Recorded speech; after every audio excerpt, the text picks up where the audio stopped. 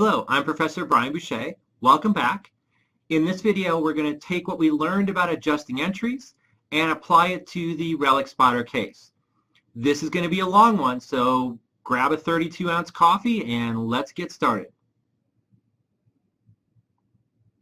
In the prior videos, we did all 20 transactions that occurred during Relic Spotter's first 6 months of operations. Now, it is 5 p.m. on the last day of the fiscal year, December 31st. We will not record any more transactions with outsiders.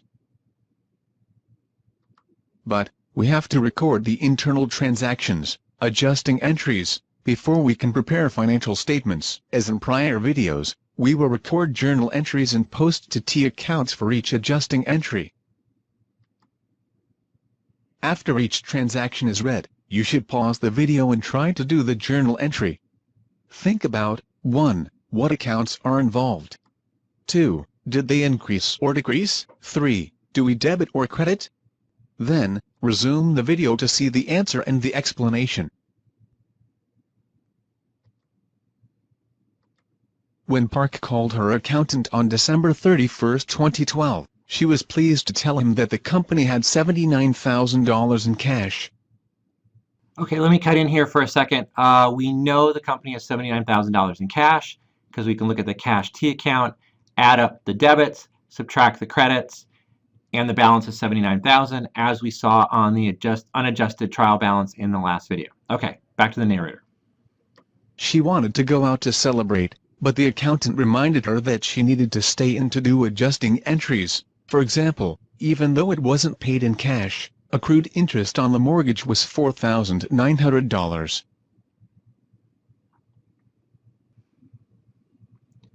So the adjusting journal entry here is that we need to recognize the interest expense that we've incurred by having the mortgage outstanding during the year. The question tells us that this interest expense should be $4,900. So we increase the expense, we debit the interest expense for $4,900. We owe the bank this money as of this date. Anytime we create an obligation, it's going to be a liability. So we're going to credit a liability called interest payable for $4,900, and this is the adjusting entry to recognize the accrued interest expense. What does the word accrued mean? And why is this an expense if the bank hasn't made us pay the interest yet? Let me check my dictionary. Accrued means to accumulate, grow, or increase as interest on money. So what's happened is we've had this loan outstanding for 8 months. During that time, the interest has grown, accumulated, or accrued up to the point where we owe $4,900. Even though we haven't paid it in cash, we do expenses based on business activities. The business activity here is we made a decision to have this money outstanding for that 8 months. In doing so, we've incurred this interest cost of $4,900. That needs to be an expense. That's why we have the adjusting entry for interest expense. So we post this to T accounts. We create an interest payable account, which has a credit balance as a liability. And we create an interest expense account, which has a debit balance as an expense. And notice this adjusting entry is going to help us get the balance sheet correct because we owe money to the bank at the end of the year. This entry is going to show on the balance sheet how much we owe. And it's going to get the income statement correct because it shows that one of the costs of doing business during this year was that we incurred interest costs, which we recognize as interest expense. The accountant said that depreciation needed to be recorded on the building. Park was confused by this because she received an unsolicited letter from a mortgage broker informing her that the building had increased in value to $120,000. Recall that, in Transaction 5, Park renovated the building, bringing its original cost to $85,000. She also determined that the useful life of the building was 25 years, with an expected salvage value of $10,000.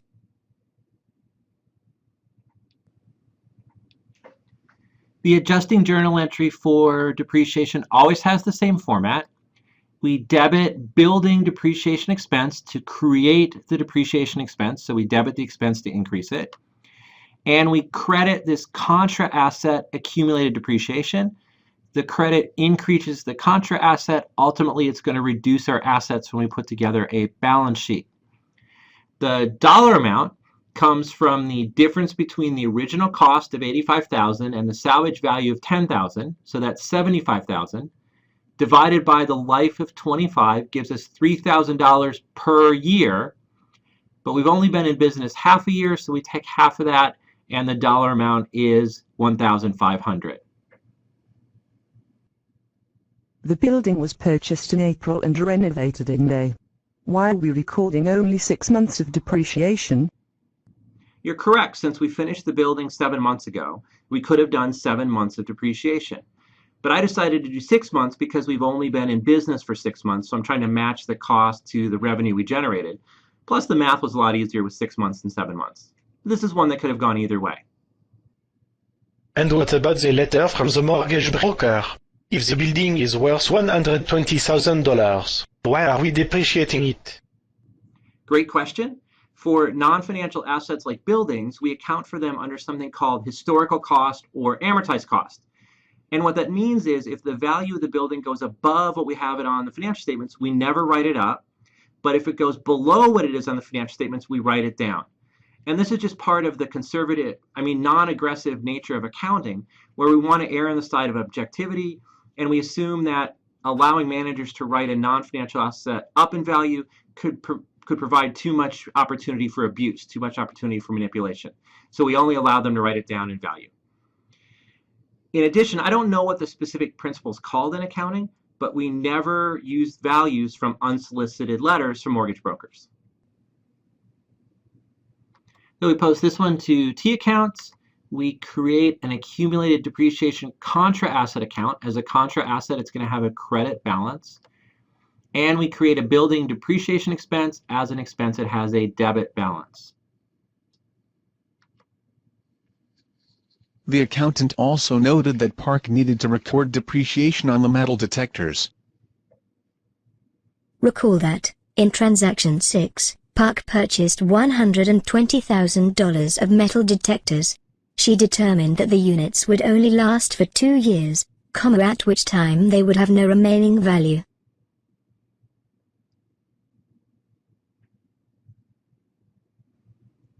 Same format for the adjusting journal entry.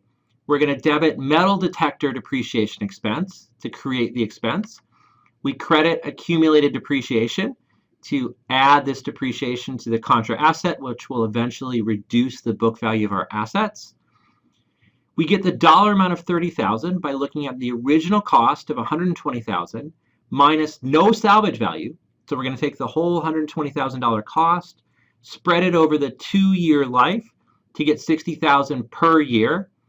Again, it's only been half a year, so we end up with $30,000 as the depreciation expense. So, why do you have separate accounts for building and metal detector depreciation expense, but you only have one account for accumulated depreciation? You'll see why when we get to the financial statements. But as a little preview, when we do the income statement, the building depreciation and metal detector depreciation are going to appear in different parts of the income statement, so we need to keep track of their accounts separately. Whereas on the balance sheet, there'll be one line for all accumulated depreciation, so we can all just throw it into one account. We also post this to T accounts. We add the $30,000 to the running total of our accumulated depreciation, which we're going to keep track in one account. And then we create a separate metal detector depreciation expense account because, as I mentioned, we want to split the building and depreciation expense when we put together the income statement. The accountant continued.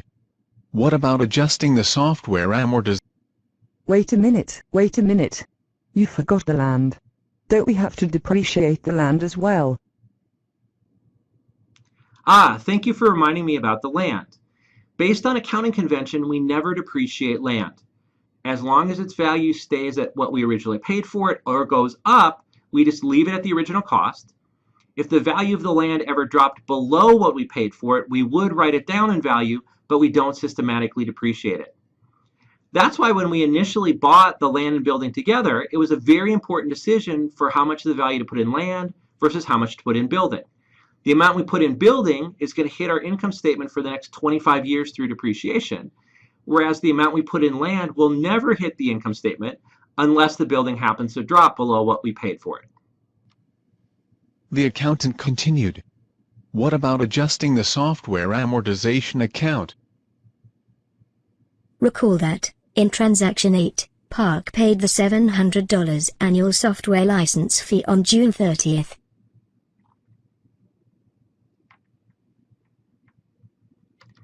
Because software is an intangible asset, we're going to use the term amortization instead of depreciation. So we're going to debit software amortization expense. We debit the expense to increase it. And since it's intangible, instead of creating an accumulated amortization account, we're going to reduce the software account directly. So we credit the software asset to reduce it for $350.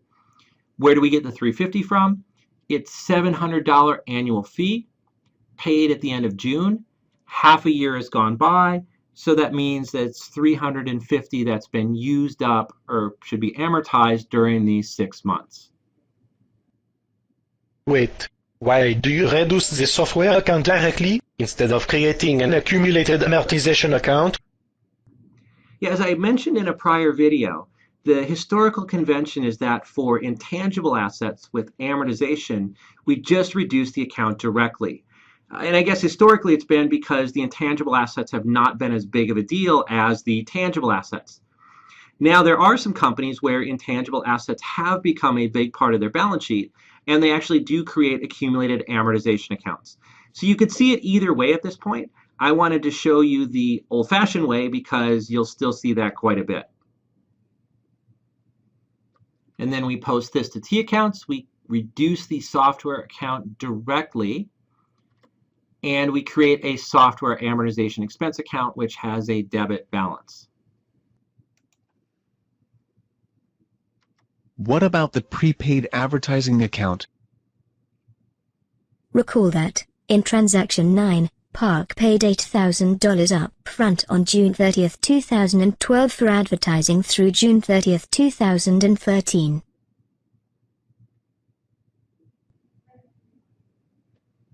The adjusting journal entry here needs to recognize an expense for the 6 months of advertising that has been used up between June 30th and December 31st.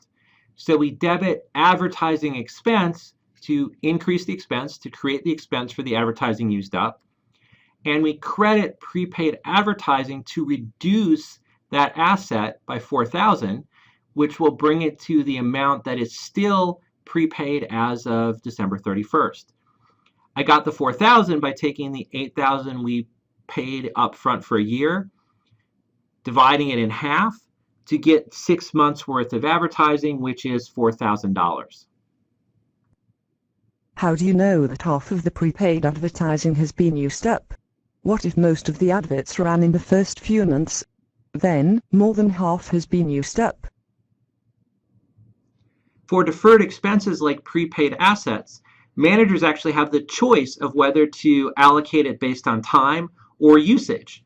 So for instance, if a manager thought that the company was going to have 50 advertisements over the year and 30 of them ran in the first 6 months, then they could have taken 3/5 of the prepaid asset as an expense instead of 1/2. Managers are able to choose whichever method they think best captures their business activities during the period, whether it is even usage over time or whether they want to use some formula based on the number of advertisements run. $. If the manager can choose which method to use, then the manager could choose the one with the lowest expense. How do we know what the correct and true method is? I hate to break this to you, but there often is no true or correct choice of how to do things within the accounting system. I often characterize adjusting entries as the creative writing part of the accounting language. We hope that managers use this discretion or creative writing to better capture what happened in their business and write better nonfiction books. But obviously there have been cases where managers have used this discretion to write novels, to basically make things up. What you need to do is basically learn as much accounting as possible so that you know the options, Think about managers' incentives to potentially manipulate in given situations, and then you can approach the financial statements with a reasonable degree of skepticism, which you often do need. When we post this to T accounts, we credit the prepaid advertising account, which is going to bring the balance to $4,000, which is how much is still prepaid as of December 31st. And then we debit advertising expense to create that expense account. What about the notes receivable account? Recall that, in transaction 10, Park borrowed $5,000 from Relic spotter at 10% interest on June 30, 2012, with the principal and interest due in a lump sum on June 30, 2013.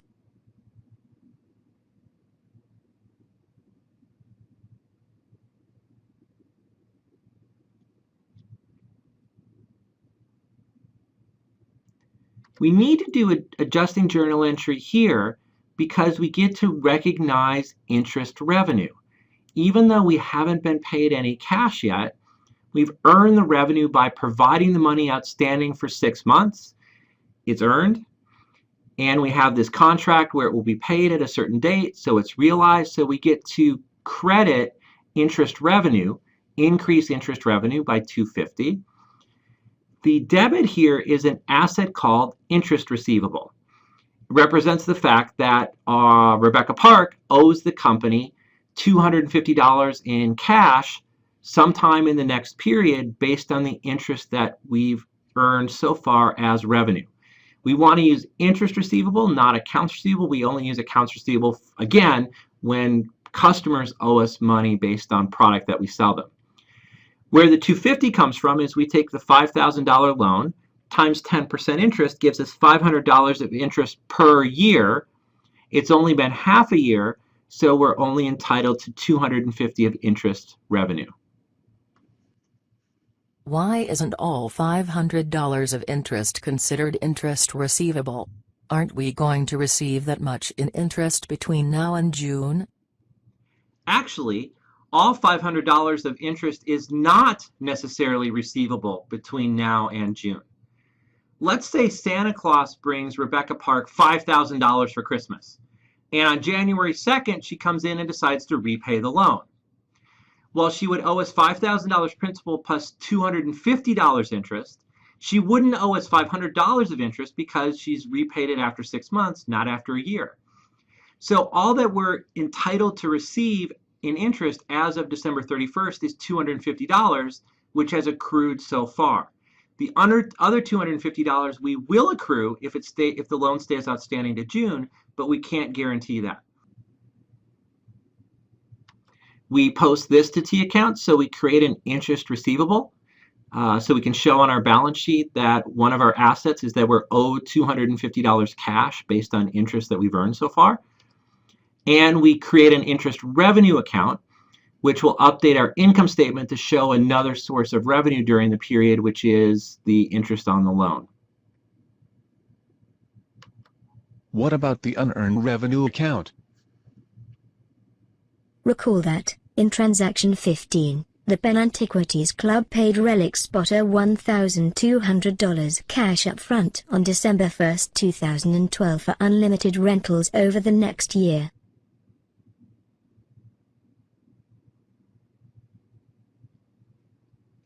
We need an adjusting entry here to recognize the revenue that we've earned by providing 1 month of the unlimited rentals. Since 1 month has gone by under this contract, we've now earned revenue from the service of providing these rentals. It's certainly realized because we've gotten the cash already. So we're going to credit rental revenue for $100 to recognize the revenue, increase the revenue account. Part of our obligation has gone down by delivering this 1 month of unlimited rentals out of the year. So we need to reduce the liability, reduce the obligation through a debit. We debit unearned rental revenue for $100. Where the $100 comes from is it's $12,000 cash for 1 year. 1/12 of a year or 1 month has gone by. So $100 is the amount that we get to recognize as revenue for December. Could this revenue be recognized based on the number of rentals, instead of based on time? With unlimited rentals, it would seem fishy to do this based on the number of rentals. Yes, it would seem fishy to recognize revenue based on number of rentals when we've promised unlimited rentals in the contract. See, you're starting to get it. Once you learn the options that are available, you can look at what managers choose, see if it makes sense, and make the appropriate inference. Now, in this case, Rebecca Park is doing it based on time, so I'm still willing to give her the benefit of the doubt. We post this to T accounts. We put a debit in the unearned rental revenue. That's going to bring the balance to $1,100 at the end of December, which gets the balance sheet correct because the amount that's still unearned, the obligation, is 11 months or 1,100, not 1,200. And we add the 100 on the credit side to the rental revenue, gets the income statement correct by showing this additional revenue that we've earned during the period. Finally, the accountant noted that Relic Spotter incurred an estimated income tax expense of $630 for 2012. Park was confused by this because she did not do her taxes until April. Finally. Did I ever mention that the word finally is my favorite word in the accounting language?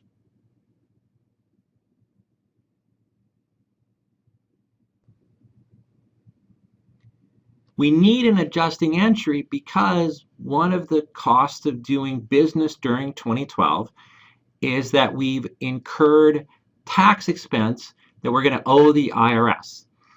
Basically, the government gave us the ability to operate for this period, and in return, we owe them taxes. So we have to debit income tax expense to create this expense, to recognize this cost of doing business for this period. And we need to credit income taxes payable, create a liability to show that we have an obligation to pay $630 of taxes in cash sometime in the next period.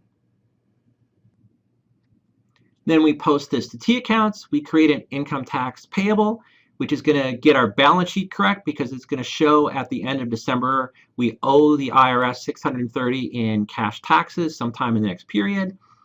And we create the income tax expense account as a debit. One of the costs of doing business this period was incurring this income tax expense. Pardon. Don't we have to do an adjusting entry for par value? I only showed up today because I thought you were going to discuss par value. I'm sorry. There's no adjusting entry for par value. We only have to worry about that when we issue new stock. Glad you came anyway. Once we finish our adjusting entries, we can go to the next stop in the accounting cycle, which is to do an adjusted trial balance. So let me bring that up and show you what it looks like. So here are all the T accounts put together. As you see, cash hasn't changed because none of the adjusting entries involved cash. But we did add things like accumulated depreciation. We adjusted the software account. We adjusted prepaid advertising so it has a new balance. And then we filled in these other expenses like advertising expense, the depreciation expenses and amortizations, interest and income tax. So once we get all of the balances in our T accounts after adjusting entries, we create a column where we show the adjustments that we made to each account. We can make sure that our debits equal our credits for all our adjustments.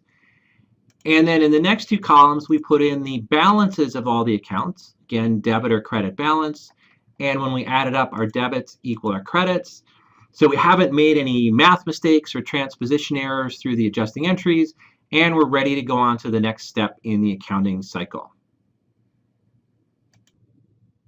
Okay, now that we've wrapped up adjusting entries for Relic Spotter, all we need to do is learn about financial statements, closing entries, and then we can finally do the financial statements for Relic Spotter. I think we can wrap this up in one super long video. I'll see you next time. See you next video.